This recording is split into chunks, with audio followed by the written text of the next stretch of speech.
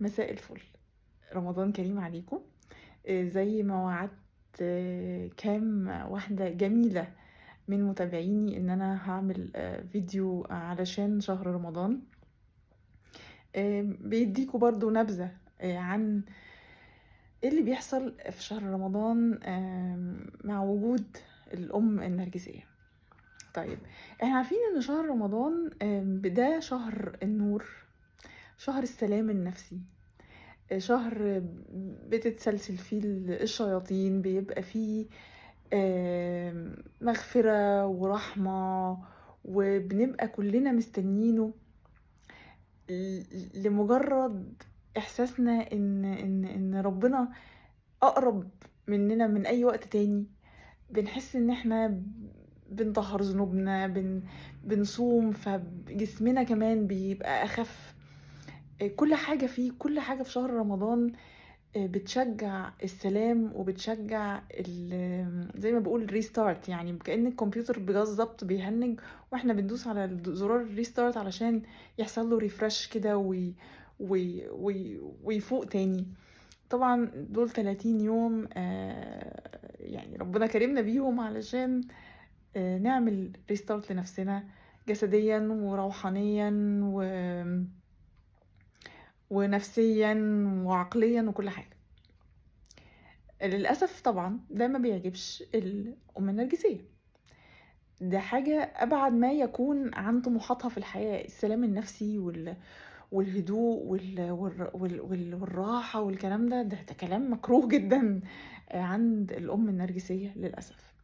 وبالتالي كلنا بنلاحظ إن في شهر رمضان، مع إن هو مفروض إن هو شهر بنهدى فيه وبنقلل فيه احتكاكات وبنقلل فيه عصبية ونرفزة والكلام ده، طبعا الناس اللي مش هافي سموكرز او اللي القهوة قلتها بتعصبهم قوي، بيبقى ده المفروض الطبيعي. طبعا الهافي سموكرز واللي القهوة بتعصبهم بيبقى اول كام يوم اللي صعبين، وبعد كده برضو بيبتدي الجسم يتعود على نظام الصيام والفطار والسحور والكلام ده، وبتدي الناس تهدى وتتأقلم. بالنسبة للأم النرجسية ده يعني رعب، ده فيلم رعب بجد. ان الناس هتبقى هادية بقى وعايزة هدوء نفسي وقرب بقى وصلاح مع، يعني صلاح كده مع النفس وهدوء وصلاة كتير و... وسكون وبيس وكده، لا يعني مستحيل. فبتلاقوا ان الأم النرجسية سبحان الله يعني بتحتد وبتزود خناقاتها جدا في شهر رمضان.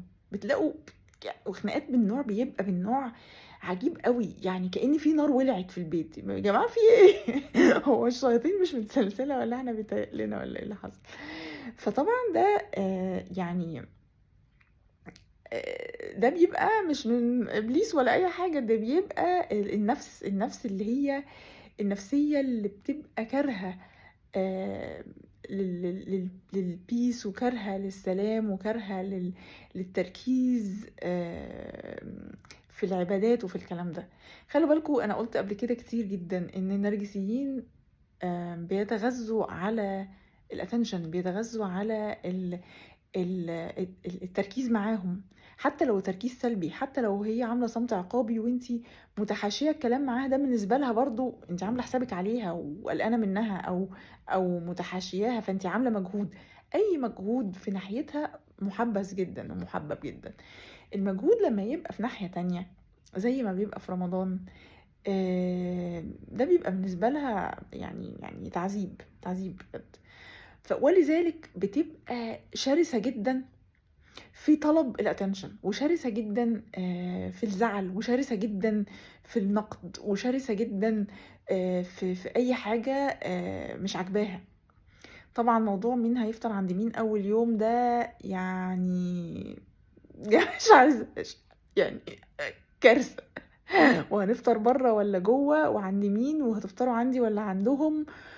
طبعا ده بيبقى جاي لها طبعا على الطبطاب لإحداث مشكلة وإحداث يعني مأساة. طبعا فيلم أنا صايمة وطبخت وتعبت خطير. فيلم يعني أنا تعبانة وانتوا مش واخدين بالكم مني ونازلين تصلوا وسايبيني، خطير برضو. في الأفلام بقى، يعني كل حاجة بقى هتبقى فيلم، أي حاجة مش ليها علاقة بيها، وغالبًا في رمضان ما بيبقاش الموضوع له علاقة بيها، بتعمل كده. طيب نعمل إيه؟ نتجنبها نحاول على قد ما نقدر ما ندخلش في حوارات معاها، ما ندخلش في حوارات. تزعق، طب تمام، رايحة فين وسايباني؟ نازلة أو داخلة أصلي. إيه ده هتصلي وتسيبيني؟ أيوه ميعاد الصلاة جه بس، وأدخل أنام بقى، أختفي بقى، فاهمة؟ بنحاول سواء إحنا معاها طبعًا لو مش معاها في نفس البيت يعني ماشي، حتة بقى رمضان ولازم نسأل على مامتنا والكلام ده كله، يعني أنا مش عايزة أتكلم فيه علشان ما حدش يمسك عليا حاجة، بس يعني برضه إحنا نحاول نقلل الconversations، يعني لو هنتكلم في حدود ضيقة جدًا ونقفل، يعني بسرعة عشان إيه ما ننتش كده ننتش القفلة كده. طبعًا يوم الفطار معاها أو ما أعرفش حسب الfrequency بتفطروا عندها معاها كل يوم والّا كل أسبوع والّا كل قد إيه، نحاول ما نفتحش مواضيع، ما نقلّبش مواجع، ما نتكلّمش في السياسة، ما نتكلّمش في الدين، ممكن مسلسلات لو هتتفرّجوا على مسلسلات، حاجة كده إيه خفيفة علشان ما ندّيش مجال إن يبقى في جدال، لإن الجدال في رمضان حقيقي بيكبر، وحقيقي بياخد مجرى يعني شنيع. أنا مش عارفة برضه قولوا لي طبعًا في التعليقات هل اللي أنا باقوله ده فعلًا بيحصل والّا أنا يعني باتخيل؟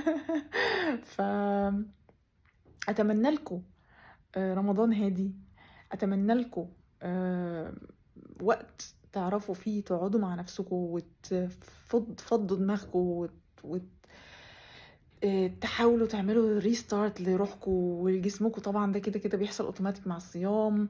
الناس اللي ما يعني مش صايمة وما بتصومش برضه بتتفرج عليَّ برضه، يعني انتهزوا فرصة إن رمضان بتبقى فيه الدنيا هادية، الدنيا بتبقى يعني مواعيد الشغل بتبقى محددة جدًا، وفي وقت بيبقى فيه فراغ وقت الفطار ده، فدايمًا رمضان فيه وقت بتاعه، فيه حاجة حلوة لكل الناس، لكل الناس على الكرة الأرضية، مش بس اللي بيصوموا. فأتمنى لكم شهر كُلّه بركة، شهر كُلّه طاقة إيجابية، شهر كُلّه سلام نفسي وحُب وتجديد لكل ما فيكم، وأشوفكم إن شاء الله ممكن على العيد أو بعد العيد حسب، عشان أنا يعني مش هاعمل فيديوهات بقى في رمضان أحسن أكون باخد سيئات والّا حاجة. رمضان مبارك وأشوفكم على خير ومساء الفل.